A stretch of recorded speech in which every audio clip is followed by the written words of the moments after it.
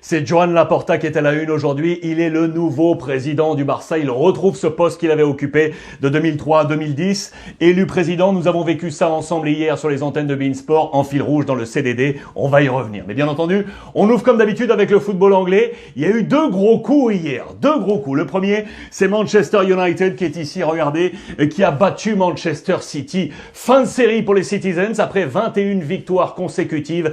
Point d'arrêt à domicile face à United 2-0 avec Bruno Martinez sur penalty et Luke Shaw pour ce 2-0. Le deuxième temps fort, il est ici, regardez, sixième défaite consécutive pour Liverpool à domicile. C'est une première historique, drame pour Jürgen Klopp, alors que dans le même temps, c'est un petit signe peut-être. Regardez ici, Steven Gerrard, l'ancienne gloire des Reds de Liverpool, est sacré champion d'Écosse avec les Glasgow Rangers. C'est son premier poste en tant qu'entraîneur. Tiens, c'est un petit symbole absolument incroyable. Le titre de champion pour lui, regardez, de monstre à nabo. De monstre à nabo pour marquer la désillusion de Liverpool qui est ici, vous le voyez, à la 8e place. On va se battre pour revenir dans les positions Ligue des Champions. Et donc United qui s'impose face à Manchester City. C'était à souligner. En Italie, c'était le combat de l'AC Milan pour rester au contact de l'Inter. Opération réussie. Regardez pour l'AC Milan. Une victoire 2-0.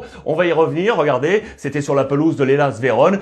Réussite également pour Pioli, privé de Ibra, de Mandzukic, de Benacer notamment. Il a pu compter sur ses seconds couteaux et notamment sur le plan offensif. Regardez avec ces deux hommes ici, Rade Kronic, 27 ans, et Diogo Dalot, les deux buteurs dans cette rencontre. À noter que c'était leur premier but en Serie A pour tous les deux. Et à noter que pour le Bosniaque Kronic, avec lui, c'est la 40e nationalité différente à marquer des buts sous les couleurs de l'AC Milan en Serie A. Zlatan était là sur le banc des remplaçants, vous le savez, il est lui en attente, retour de blessure, et puis il a passé sa semaine à San Remo. Victoire intéressante pour Milan qui va mettre ainsi la pression sur l'Inter, un peu plus, qui aujourd'hui est en mode crash test. L'Inter joue ce soir face à l'Atalanta. Un gros morceau, Lukaku face à Zapata, Lautaro face à Muriel. Le plan de bataille est ici. Je vous l'ai grossi, bien évidemment, comme d'habitude. Quelques incertitudes, il y en a deux côté Inter, du côté de Conte. Vidal ou Eriksen, Lautaro ou Alexis Sanchez pour accompagner Lukaku. Une seule incertitude côté Gasperini, l'Atalanta, avec pour accompagner Zapata, ce sera soit Muriel, soit Ilicic. Il peut y avoir là des combinaisons. On va suivre également le petit Toloi, là, le nouveau dans les plans de Mancini côté italien. C'est un joueur très intéressant à suivre. La Juve dans le même temps court derrière les deux formations de Milan. Vous le savez, on s'est imposé ce week-end face à la Lazio avec le retour à double titre. Le retour parce qu'on revient sur le contact avec les deux formations milanaises et le retour de Cristiano Ronaldo. Il était laissé au repos ce week-end, de retour demain, Ligue des Champions face à Porto. Match ultra attendu. On compte sur lui, bien évidemment, du côté de Pirlo. On compte sur Chiesa, la nouvelle étoile. On compte sur Arthur, qui ça y est de retour. Il a joué ce week-end et il sera de retour très certainement, à moins que Adrien Rabiot, qui est annoncé comme titulaire probable, à suivre, le Français qui a été également impeccable. Bonucci, De Ligt, McKennie, Cuadrado, les hommes forts sont de retour. C'est attendu du côté de la Juve dans ce match de Ligue des Champions face à Porto. Ce week-end, c'était le grand classique en Allemagne, la victoire du Bayern de Lewandowski.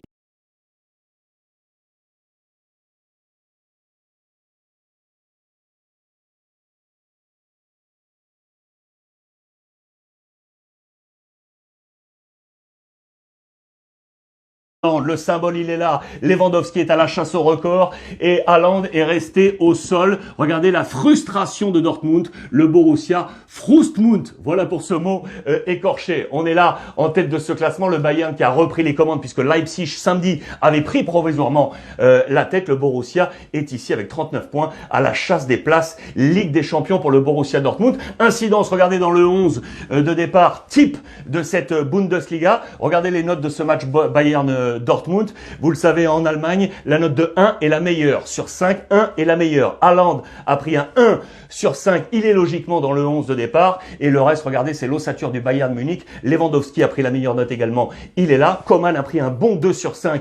Il est ici. Zoule en défense, on le retrouve également. Goretzka qui est là, on le retrouve également. L'ossature, vous la voyez, globale de ce classiqueur, bien évidemment, pour porter ce 11 type de la Bundesliga. le derby madrilène, la bataille pour le titre en Espagne et à Madrid. L'Atlético recevait le Real Madrid, un but partout entre les deux formations, avec le buteur Karim Benzema qui était de retour symbole face à Oblak, avec ce partage de main, on se serre la main, un but partout. Benzema à la une de As, de grand retour, 13e but pour lui en Liga cette saison, le 18e, voilà, 18e toute compétition confondue. Logiquement, le message est lancé par nos confrères de Marca, il ne faut jamais laisser le Real Madrid en vie. L'Atlético a largement mené la première période en marquant d'ailleurs le premier but de ce match avec Luis Suarez pour son 17e but de la saison. Il était resté sur 5 matchs sans marquer toute compétition confondue. Il a marqué de nouveau. Le seul problème, c'est que l'Atlético a laissé passer sa chance en première mi-temps, a laissé Madrid revenir en deuxième. Et c'est sur cette action avec Karim Benzema, 1-2 avec Casemiro pour battre Oblak et marquer ce but décisif pour le Real Madrid. Les notes sont ici. Vous le voyez, les deux meilleures notes avec Llorente et Casemiro, Atlético, Real Madrid. On retrouve ces deux hommes d'ailleurs dans le 11 type de la semaine pour porter ce milieu de terrain. À noter côté FC Barcelone, la présence de Jordi Alba ici sur le côté gauche de la défense. En parlant du Barça, c'est logiquement l'information de ce week-end et donc le Laportazo. Joan Laporta est de retour aux commandes du FC Barcelone, élu président du Barça. On a vécu tout ça ensemble hier en fil rouge sur le CDD. Une victoire implacable, 54,28% des voix. Le deuxième, Victor Font, est à quasiment 30% et un peu moins de 10% pour Toni Freixa. Laporta est ici, vous le voyez, long, large en travers dans les colonnes de Sport. Très belle affluence, très belle participation. C'est la deuxième participation historique. Il y a un peu plus de 110 000 socios côté Barça. Un peu plus de 55 000 sont allés voter, soit une participation à 50,42. Deuxième participation historique. La première, c'était en 2010 avec Sandro Rosell. Regardez comme un symbole, les trois candidats ensemble, main dans la main. Ça s'est bien passé. Donc Laporta a été élu devant ces deux autres. C'est un grand retour pour lui. Élu le 15 juin 2003. Ici avec cette petite tête de poupon et donc élu le 7 mars 2021. 18 ans après, il était arrivé à cette époque dans son cartable avec un certain Ronaldinho. Guardiola sera entraîneur dans son ère, dans sa première ère côté FC Barcelone. L'année du sextété, les six titres en une seule saison. Un mandat qui durera de 2003 à 2010 avec 12 titres au total pour lui. Voici son groupe de travail que l'on devrait retrouver dans l'organigramme.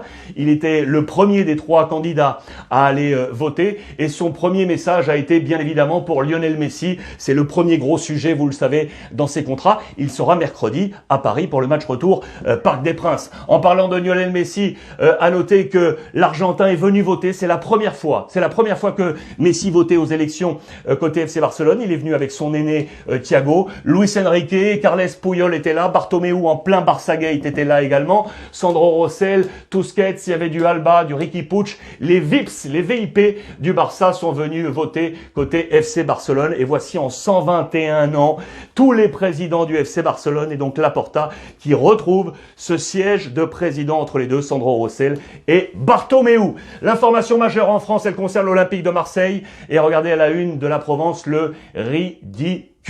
L'OM a été éliminé en 16e de finale de Coupe de France face au petit club de National 2, le Canet en Roussillon pour cramer en Roussillon, le jeu de mots de nos confrères de la Provence. Un seul joueur positif sorti, c'est Milik, auteur du but de l'Olympique de Marseille. Le Polonais a encore marqué et fait ce qu'il a pu, mais ses coéquipiers ne sont clairement pas à la hauteur. Voilà le message fort du côté de la Provence. Les amis, je voulais absolument terminer cette revue de presse avec une énorme pensée, vraiment, une énorme pensée pour tous les copains du Sénégal. Vous êtes très nombreux à m'envoyer des petits messages via le hashtag Ruiz Club tous les jours. Je salue d'ailleurs l'ensemble du continent africain. On sait que le Sénégal est plongé depuis plusieurs jours dans des heures très difficiles. J'ai une énorme pensée pour tout le peuple sénégalais et merci à vous tous. On a une pensée pour vous les amis. On vous envoie le maximum avec le hashtag Ruiz Club. Passez une belle journée. Profitez des vôtres. Soyez heureux. Profitez des vôtres les amis.